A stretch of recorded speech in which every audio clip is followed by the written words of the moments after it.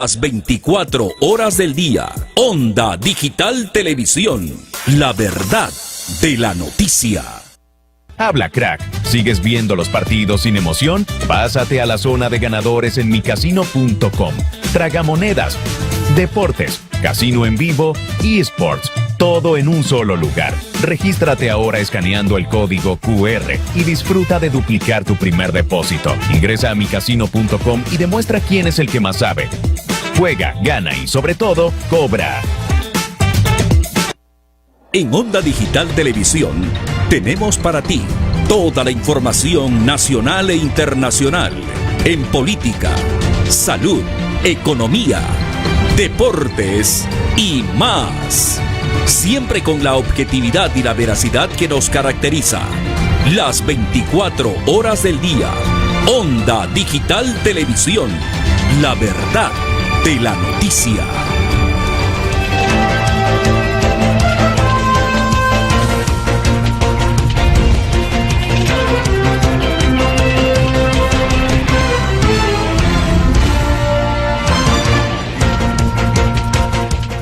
Bueno, ya estamos de regreso, está con nosotros Marisol Pérez Tello, candidata de Primero la Gente, candidata a la presidencia de la República. Marisol, ¿cómo estás? Muy buenas noches, un gusto tenerte nuevamente en esta tu casa. Muy bien, Marco Antonio, muy contenta de estar acá y ver, la verdad es que cómo la consistencia y la coherencia han permitido que ustedes estén todos estos años al aire, informando a la gente con la verdad. Muchas gracias. A ti muchísimas gracias, sabemos que tienes una agenda muy ajustada, muy apretada. ¿Qué pasó con Miguel del Castillo? Él ha salido a declarar que dice que esto ha sido una estrategia para levantar la popularidad de Marisol Pérez Tello.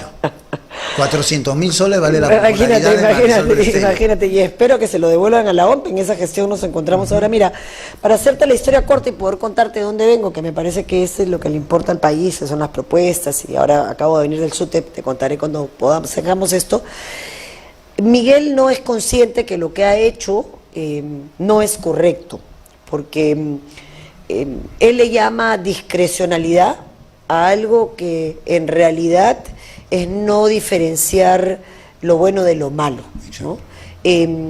A él se le entregaron las claves para llenar la franja con indicaciones claras, con una lista de lavandería, sin nombres de medios, pero sí diciéndole medios a nivel nacional, presencia en todas las regiones, escuchamos a los secretarios regionales, y él, por discrecionalidad, según él, decidió derivar más del 30% de la franja a un canal con el cual él tenía una relación directa o indirecta.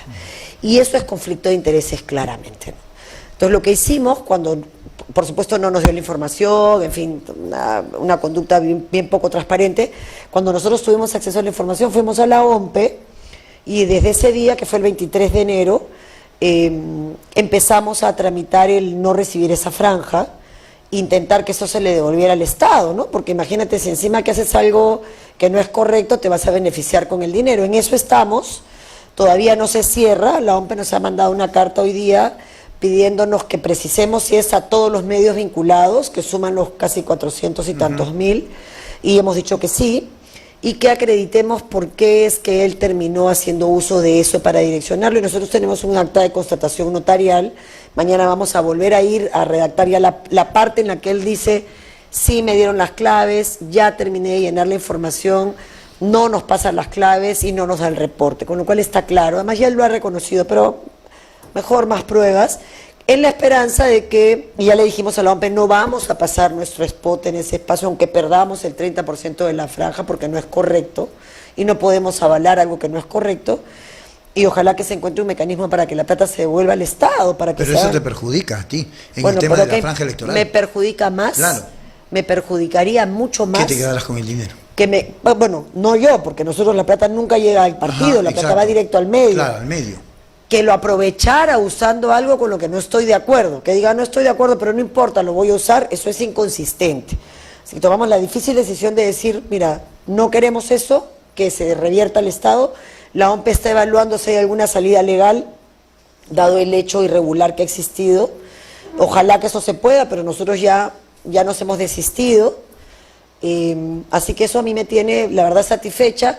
Inmediatamente se tramitó su renuncia, o sea, se le dijo, esto es un conflicto de intereses claro, Él renunció, y hoy ha renunciado también otra persona, una chica que iba con nosotros vinculada también al medio, que digamos asume responsabilidad indirecta por esto, y ha pedido, ya no tiene ningún cargo partidario, ha pedido licencia en todos sus cargos, ya no es autoridad del partido, y estamos por supuesto ética activando todos los mecanismos internos porque hay debido proceso para poder expulsarlo.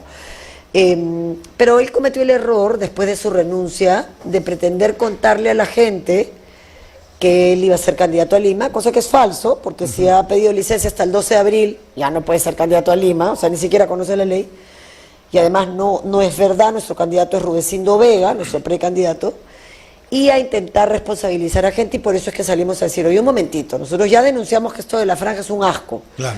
que se está beneficiando a medios y perjudicando a otros, que con las justas pueden llegar a fin de mes y que podría haber habido un sorteo, en función del rating que tienes y de la llegada y alcance que tienes, y no este manejo y esta manipulación, que cada medio no tiene que valorizar lo que vale su programa, sino lo que efectivamente cuesta en el Ahora mercado. se decía, ¿no? se va Marisol del partido. No, yo no me voy del partido, se ha ido él. Yo, porque o sea, mi partido, yo estoy feliz donde estoy, que se vaya él. Si el que ha cometido la irregularidad es él, que se vaya él. Y es lo que hemos logrado. Ya no es candidato, ya la franja no va a ir a su medio, la nuestro spot, y ojalá que se pueda revertir el dinero al Estado, ¿no? Marisol, viene del SUTEC, Sí. un sector un poco olvidado en nuestro país, una currícula desfasada totalmente, mientras en otros países los niños usan tablet, mientras en Finlandia o en otros países los niños van 3 veces a la semana al colegio. Acá todavía tenemos que usar libros, cuadernos carísimos, los padres pagan 800 soles en libros y los maestros no tienen la capacitación necesaria. Entonces, ¿a qué acuerdos puedes haber llegado con el SUTEC o cómo se va a trabajar el tema de la educación dentro de un eventual gobierno de Primero la Gente? Bueno, muchas gracias. Nosotros tenemos un acuerdo político con el SUTEP que se ha integrado al partido a través del Frente Social. El Frente Social es un esfuerzo que lidera Rudecindo Vega de darle voz y representación a quienes nunca han tenido voz. Agrupa a 150 organizaciones sociales de base, entre ellas el SUTEP y el CITE, organizaciones de artistas, de municipalidades, de regiones, en fin. Y estas 150 organizaciones decidieron, SUTEP es la más grande de todas, enviar a 13 representantes. Winston Reyes, candidato a la alcaldía, a diputado por Lima con el número 3, tenemos a Josefina, candidata al Senado con el número 20, tenemos a Roxana, una tan niña igual que yo, candidata al Senado con el número 10, y a Richard, un ucayalino con quien voy a estar ahora en Pucallpa el domingo, con el número 3 y 10. Bueno, todos ellos representan al magisterio. Y hoy hemos firmado un compromiso con Lucio Castro, que es el secretario regional el secretario general del SUTEP, es un caballero de Los Olivos, de hecho, en el que acordamos, todo esto soportado técnicamente, hemos hecho los estudios antes para no prometer cosas que no se van a poder cumplir. Y esto todo en 5 años, porque obviamente hay que hacer gradualidad. Claro, exacto. Claro, además tú sabes que como administras una casa, ¿no? Tú llegas a tu casa, tú eres papá, pero digamos, yo soy mamá, tú llegas a tu casa y dices, bueno, yo quiero la mejor educación para mi hija, todo lo demás no importa. Si me tengo que sacrificar y no comprar una cosa y no comprar otra, la educación es lo más importante. Bueno, no puede ser que el Estado no tenga esa claridad. La Constitución recoge el 6% del PBI para educación. Nunca se ha cumplido. Que no se está aplicando. Nuestro primer compromiso es que eso se cumpla. ¿Cómo puedes hacer para que se pueda asignar esos 6 puntos a la educación? Ajustando, por ejemplo, las exoneraciones, que representan 2.5 del PBI. Y aplicando las que son correctas, pero no las que tienen nombre y apellido, ¿no? Las que son correctas y generan crecimiento para el Perú. Segundo, terminando con la corrupción. Si solamente lograras eso, ya tendrías esos 6 puntos de PBI. Entonces, ese es un primer compromiso, gradual, a 6 años, sostenido y sostenible. Y eso se va a usar en infraestructura, en calidad educativa. Obviamente, te escuchaba lo de las tablets y decía, sí que bien, pero en lugares a donde no hay luz, hay que comenzar por satisfacer los servicios básicos, ¿no? Agua, servicios, saneamiento, ¿no? Para que obviamente los chicos estén en mejores condiciones. Ahora te voy a contar una anécdota. Ese es el primer compromiso. El segundo tiene que ver con la deuda social. ¿Qué es la deuda social? La plata que le deben, pues. Exacto. O sea, no es una promesa, no es, oye, Estado peruano, paga tus deudas. Y paga tus deudas con los más débiles de la cadena, que son los maestros, que además son la fuerza que va a transformar la historia del Perú. Paga tus deudas. ¿Cómo? Bueno, sé creativo, ¿no? Se puede pagar con viviendas sociales, por ejemplo. Haces una campaña de construcción de viviendas y en el precio del mercado les pagas a los maestros la deuda social histórica que tenemos con muchísimos maestros en todo nuestro país, y eso también, por supuesto, paulatino y creativo, ¿no? Pueden ser becas en la universidad para sus hijos o sus nietos, pueden ser estudios de capacitación, puede ser vivienda digna, en fin, hay muchas formas en las que el Estado, con inteligencia y con creatividad, o pueden ser terrenos que el Estado tiene abandonados, si es que algún grupo de maestros quiere dedicarse a la pequeña agricultura, exactamente, tantísimas cosas pero digamos, honra, paga tu deuda. Cuando tú debes, haces tu pollada y pagas, ¿no es cierto? Cuando tú debes, le dices, mira, no tengo plata para pagarte, pero tengo mi carrito, pero no dices, ay, no, qué pena, si te conozco no me acuerdo. ¿Cómo se va a trabajar con el maestro que está en frontera y donde no hay presencia del Estado? Y eso lo vimos en el conflicto que se quiso dar entre Colombia y Perú. Bueno, muchísimas gracias, porque ese es el maestro que principalmente queremos atender. Bueno, los otros dos compromisos tienen que ver con una jubilación digna, que no existe, que también tiene que ser progresiva, para que tengan dignidad, una vida digna, por la entrega que han hecho para el país, y sueldos dignos que están creciendo ya proporcionalmente en la escala mínima, por lo menos que equivalga pues a una UIT, ¿no? Que es en realidad, no hay una equivalencia directa, pero digamos que logre satisfacer la canasta básica familiar y que tenga también el reconocimiento de la calidad y el aporte que le hacen a nuestro país. Esos son los acuerdos, tienen un soporte técnico y vamos a continuar viendo de dónde va a salir el fondo que necesitamos. Por ejemplo, si le quitas las exoneraciones a las universidades privadas y solo eso lo destinas a maestros, ya la cosa cambia. Y se pone más bonita. Claro. Pero pensando en los maestros que me contabas, yo te iba a contar una cosa que yo viví. Yo venía de Ayacucho, por la zona de Soras, llegando a Sucre, y me perdí en la mitad de la nada, nos perdimos. Entonces finalmente encontramos una ruta y llegamos, esto era post pandemia, y ya podía circular, pero todavía pues estaba la educación virtual. Había una antena y había un montón de niñitos alrededor de esta antena. Llegamos a pedir celular porque además estábamos sin batería y mi señal no funcionaba. Estos niños tenían señal. Estaban estudiando con un celular 8 niñitos. Eso es el Perú. Nos guste o no, eso es el Perú. Y ese es el Perú al que nosotros queremos llegar y con quien tenemos un compromiso.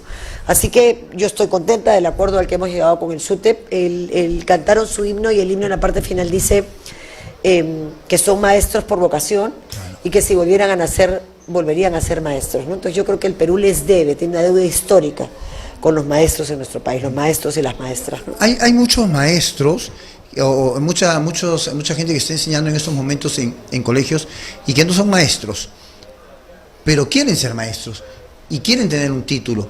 Entonces el Estado les ha dicho, bueno, hasta este año puedes enseñar, el otro año ya no enseñas porque no tienes su título. Pero para muchos a veces resulta difícil poder ingresar a una universidad. El costo y el tiempo, ¿cómo podría ayudarse a estos Bueno, maestros? mucho. En el compromiso que hemos firmado hoy día estaban representantes de los cesantes y jubilados, un caballero, maestro de verdad, y estaba el representante de los centros superiores de formación de maestros, las normales. Claro, las normales. Y tú lo que puedes hacer con una normal es perfectamente por la profesión de la que se trata, dar becas, como hacen en todos los países del mundo, con cargo al pago, porque finalmente van a terminar trabajando para el Estado, o sea que el Estado no va a perder. Entonces tú puedes estudiar y los primeros años de trabajo se te descuenta una parte proporcional para que pagues tu carrera universitaria. Necesitamos maestros y maestras, así que solamente se trata de ser creativo y el problema es que el Perú está pensando en el chifa, en los lentecitos del presidente escondido, en los roles de la presidenta, en las vergüenzas que pasamos con este circo. En las amiguitas que acaban de estar en Palacio de Gobierno y eso ya amerita, yo no sé si... Yo la vez pasada decía, de repente sacar a José Gerí a estas alturas, cuando ya tenemos a puertas unas elecciones electorales importantes para nuestro país, después de casi 10 presidentes, que él esté haciendo todas estas payasadas y que, por una parte, Keiko Fujimori, que es la que maneja el Congreso de la República y casi el gobierno, diga, yo lo apoyo y todo el mundo se quedó callado. ¡Qué horror! Y hoy ha cometido no sé si desliz, ilícito, de llevar a algunas chicas a Palacio de Gobierno y hay una que ya está trabajando con 17.000 soles. Mira, él puede hacer con su vida privada lo que quiera, pero con la plata del Estado no. Entonces lo curioso en este caso, yo respeto mucho a la mujer, jamás hablaré de una, pero si una persona entra a Palacio y sale al día siguiente y después aparece con un sueldo cuyo currículum no representa, raro, ¿no? Entonces el Congreso en realidad está cargando el peso muerto de un señor que nunca debió ser presidente del Congreso, porque las denuncias de violencia sexual ya eran conocidas, claro.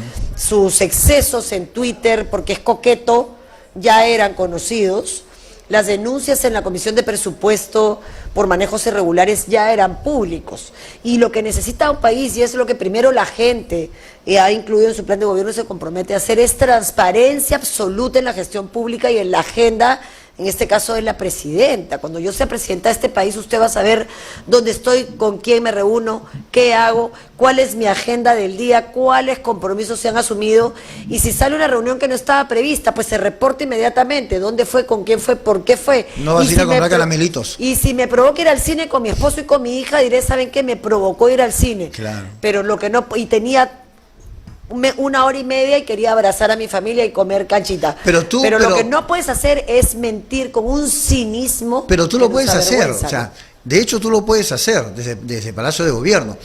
Pero si vas a tener un Senado y unos diputados iguales a los que tenemos hoy día al Congreso, porque todos están migrando, todos quieren migrar, nadie quiere perder la mamadera. Entonces, ¿crees que vas a tener fuerza con una Keiko que yo sé que te va a hacer la vida imposible, de hecho, y un partido de Fuerza Popular que es el que maneja el Perú por abajo? Eso depende de ustedes.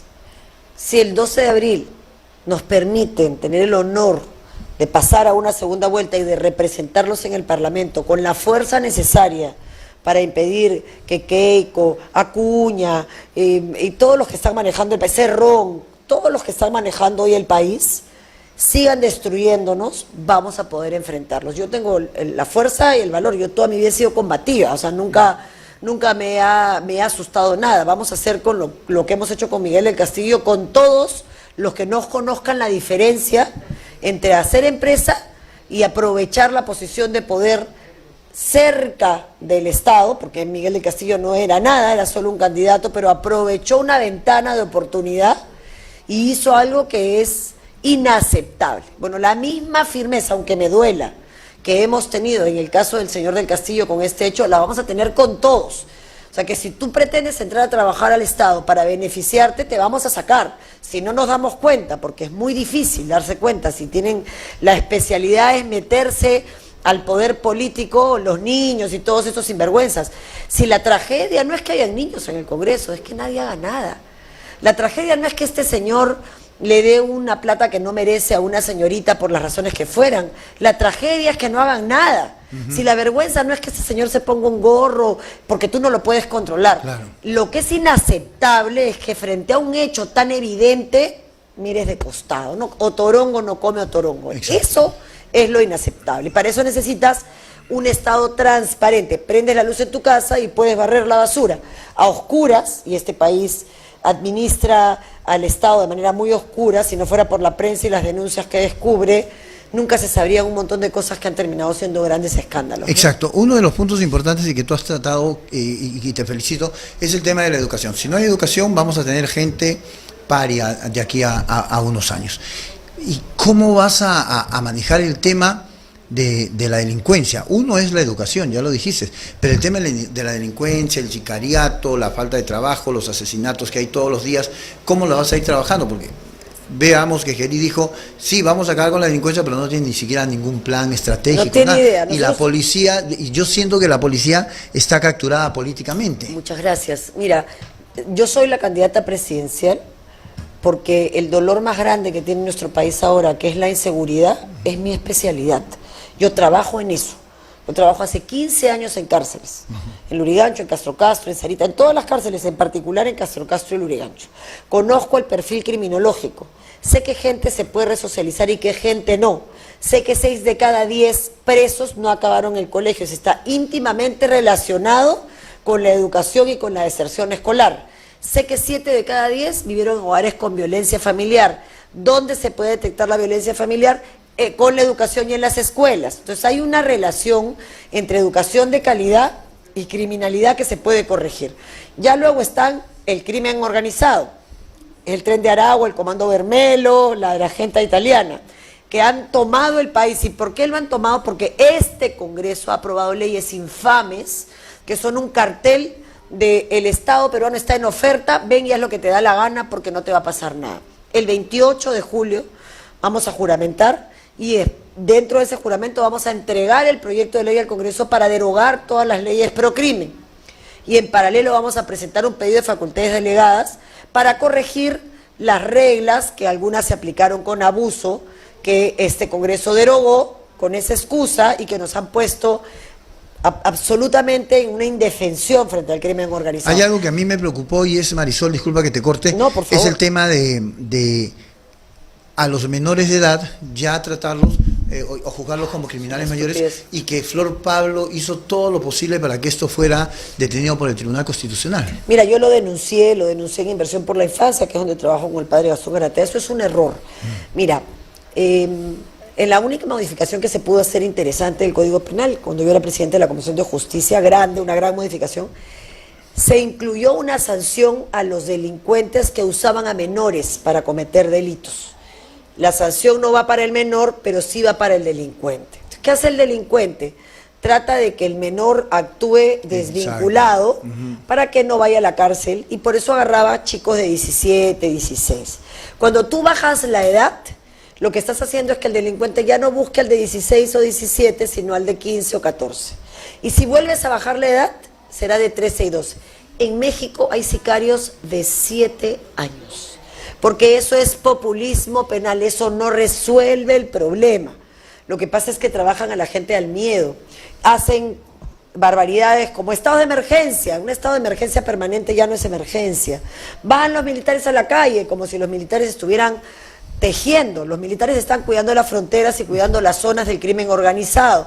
Tú necesitas un plan. Nuestro plan es derogar las leyes el primer día que permiten que el crimen organizado venga al país, abrir unidades de flagrancia en todos los penales en las capitales de región, que son cerca de 40.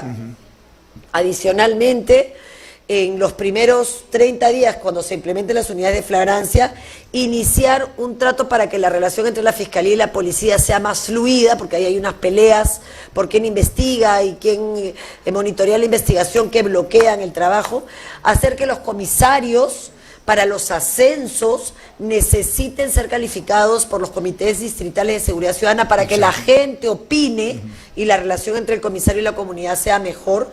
Y vamos a hacer una reforma de la policía para implementar el plan Mariano Santos y purgar a los malos policías de la gente que está dispuesta a morir por nosotros todos los días y a la que le debemos honor y gloria. Vamos a fortalecer la inteligencia policial, porque sin eso sales a la loca y no sabes a quién investigar. Y vamos finalmente ya en el mediano y largo plazo a reformar el sistema de justicia para que, por ejemplo, los que no le pagan alimentos a sus hijos, ¿para qué los mandas a la cárcel? Un sistema que iniciaste tú cuando eras ministra. Sí, claro. Y se quedó ahí.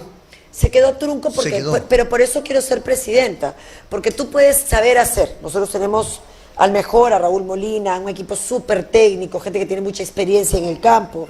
Miguel Villalba, por ejemplo, viene de la experiencia de El Salvador, de la construcción de ciudadanía, de solidaridad. Él es nuestro candidato con el número 5 a diputado. Tenemos a Susana Chávez, que ha peleado toda su vida por temas de mujer.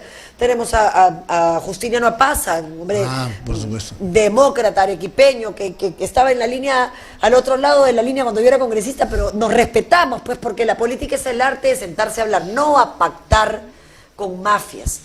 Así que con ellos nosotros sabemos hacer, pero también queremos hacer, y ya demostramos con la decisión que hemos tomado con el tema de la franja, que nuestros intereses son servir al país, que no hay ningún otro interés que nos mueva a hacer lo que estamos haciendo, pero sin poder. Y hay una carta de presentación que es la del Ministerio de Justicia. Sí, claro, bueno, yo estoy muy contenta con lo que se pudo hacer en el Ministerio de Justicia. Claro, el Ministerio de Justicia. Joana San Miguel, el artista, ha manifestado que en el Perú o en el mundo solamente hay dos sexos, masculino y femenino, y esto ha levantado gran revuelo. ¿Cómo estás abierta a trabajar con la comunidad LGTBQ y todo el abecedario completo que hay, o también vas a tener ciertas restricciones? Ninguna. ninguna. Hay que tratarnos en clave de respeto como seres humanos y respetar el enfoque de género. Los sexos biológicos pueden ser femenino y masculino, pero la orientación sexual no tiene nada que ver con eso. Una cosa es la biología y otra cosa es la realidad. Y la realidad es que nos merecemos todos respeto. Yo soy la que incorporó al colectivo LGTBIQ+ en el Plan Nacional de Derechos Humanos. Como ministra, yo lo incorporé, porque no estaba considerado como grupo de especial protección. Yo soy la que incorporó el crimen de odio con una sanción mayor por razones de discriminación, cualquier tipo, incluida la orientación sexual. O sea, esas dos cosas que eran dificilísimas de incorporar. Entonces, no solamente no hay, sino que nosotros creemos en el respeto de todos y de todas. Creemos en una educación sexual integral para evitar las situaciones de aborto a los que una mujer es sometida porque no conoce su cuerpo. Y por supuesto los niveles de seguridad mínimos para que las mujeres no sean violadas y por supuesto la salida de los abortos terapéuticos en determinadas circunstancias. Y ya luego en el aborto hay posiciones distintas en el partido que respetamos todas, porque hay por supuesto objeción de conciencia, pero nos enfocamos en evitar que una mujer esté frente a la decisión de tener que abortar. Así que yo respeto mucho a Johanna San Miguel como actriz, pero en este tema en particular creo que se ha olvidado que hay que respetar a las personas, ¿no? Y que todos tenemos los mismos derechos y que el Estado tiene que garantizar esos derechos. Es importantísimo. Acá hay un problema también, ahora volvemos al tema de educación, porque todo está ligado a educación, y es el hecho que hoy no se permite, por ejemplo, que en los colegios les pueda decir a los niños que nadie puede tocar tu cuerpo, porque solo tiene que hacerlo el papá si no denuncian al maestro.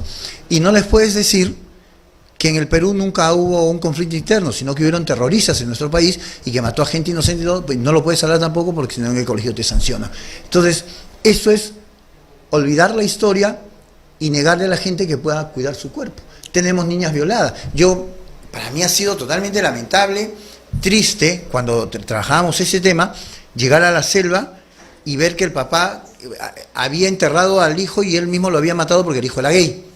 Y había matado y había enterrado a la hija porque la hija era lesbiana. Él prefería que estén muertos a que sigan vivos, ¿no? Entonces, muy triste. Y hoy tú ves a chicos de 18, 17 años que nunca vivieron el terrorismo como lo vivimos nosotros, con muertos, con familiares desaparecidos y todo, que te dicen, no, esto fue una guerra interna y los peruanos mataron y el ejército mató. Gracias por las preguntas, las divido en dos. Sí. La primera, hoy están a punto de archivar el caso de la violación de las niñas Aguajún Guampís en la zona de Condorcanqui por esta decisión bárbara de la Fiscalía, de cerrar las fiscalías como si no hubieran plazos que cumplir. Vergonzoso, vergonzoso.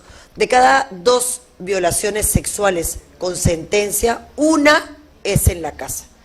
Una es en la casa. Así que claro que necesitas meterte con los hijos de esos violadores. O sea, yo con tus hijos no me meto, me comprometo a que si ese niño tiene rasgos evidentes de violencia físico-sexual en su hogar, el colegio, que es el segundo lugar después de la familia, donde el niño debiera encontrar seguridad, pueda detectar los signos. Un niño con violencia sexual o violencia física lo muestra, lo evidencia. Lo grita.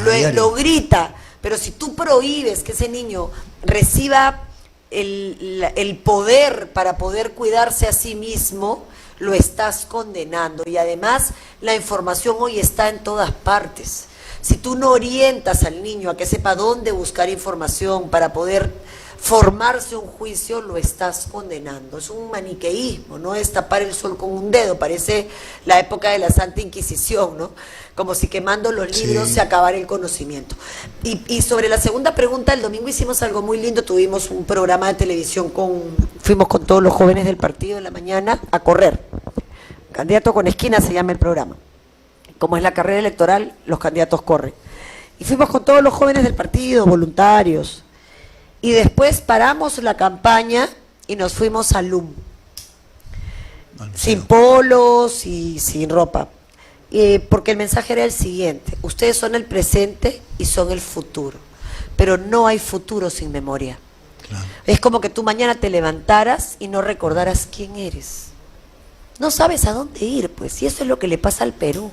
Queremos olvidar lo que somos y nos complicamos la vida con el concepto de conflicto armado interno, porque no conocemos. Conflicto armado interno es una definición jurídica. Exacto. Es una definición jurídica del derecho internacional humanitario, está recogido en los tratados que se firmaron para el uso de la fuerza en tiempos de guerras internacionales o de guerras internas. Y este es un conflicto armado interno porque no llegó a ser guerra civil, era un conflicto armado interno generado por el terrorismo, sí, por supuesto que sí. Pero eso no lo utilizan porque no quieren reconocer que el terrorista, que por supuesto hay que perseguir y sancionar al terror. ¿Quién dice que no? O sea, yo soy la que presentó el proyecto de ley gracias a Alberto Belaúnde para que el mausoleo fuera destruido por el alcalde de Comas dentro de la ley. Yo fui la que judicializó el caso Soras, que hizo que la cúpula de Sendero permaneciera en la cárcel. O sea, claro que he enfrentado a Sendero Luminoso y al terrorismo, pero eso no significa negar que el carnicero de los Andes le tiró una bomba, una granada a 23 niños en Ajomarca, ¿no? Y que se violaron derechos humanos sistemáticamente en el Estado peruano. Entonces, la memoria te permite no repetir errores, es dolorosísima, pero te permite no repetir errores, ¿no? Pero mientras la recuerdes, ¿no? Pero para eso estamos. Mientras no te la quieran cortar. Pero, sí, a ver. Para terminar. Si no quieren conocer la historia del Perú, ¿tú puedes creer que la gente no hable de la pandemia? Ah, sí. Yo creo que han creado un muro. Yo creo no entiendo. Yo cuando no me acuerdo ni sé cuándo me dio. Creo que sí me dio. Yo creo que las personas bloqueamos lo que nos genera mucho dolor. A mí me costó mucho. Yo soy profesora de derechos humanos y he enseñado derechos humanos en la policía, en el ejército y en la universidad. Me costaba mucho porque yo soy hija de la generación que se tiraba al suelo cuando sonaba algo, claro, para que no te caigan las esquirlas, exacto, ¿no? Y bueno, tú también. Por supuesto. Y eso te deja heridas, pues secuelas, ¿no? Yo creo que la gente cuando algo le duele tanto prefiere no pensar, ¿no? Pero hay maneras de enseñar las cosas. Por eso es que no se habla de Puno, no se habla de Ayacucho, de esta última matanza.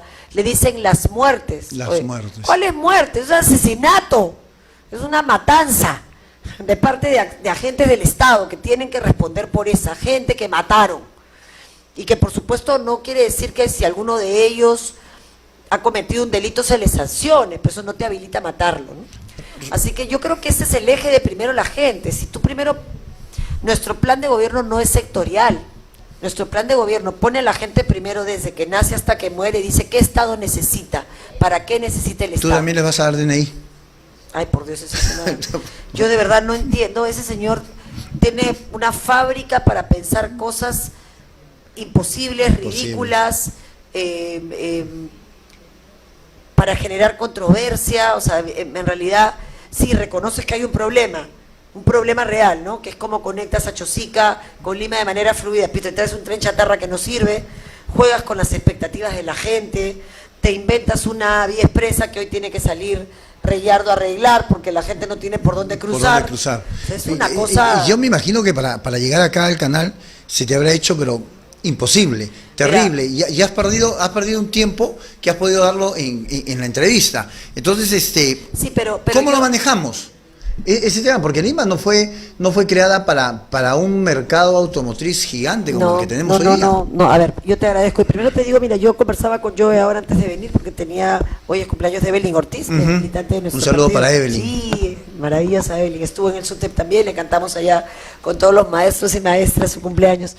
Pero vine por gratitud, porque medios como este nos han dado a los políticos en nuestros inicios todas las oportunidades de decir todo. Estabas de acuerdo conmigo, a veces discrepábamos, claro, pero yo creo que eso necesita el Perú, libertad de expresión. Y sí, cuando venía para acá, decía, Dios, qué lejos, ¿no? Qué difícil. Para la gente que tiene que ir a trabajar a El Salvador y que no tiene el maravilloso tren que te lleva a San Juan del Lurigancho. O sea, necesitamos movilidad masiva.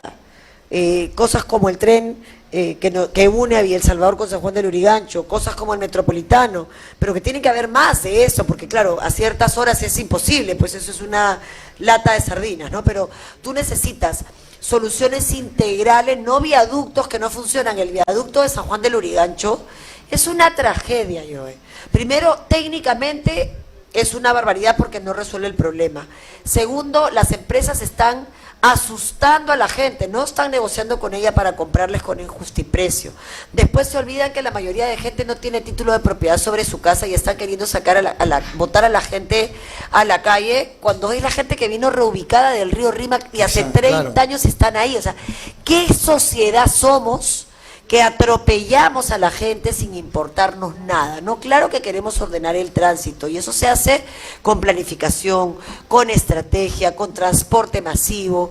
Eso se hace, por supuesto, con el sector privado, pero también en algunos lugares el sector público tendrá que reemplazar al sector privado porque no le es rentable.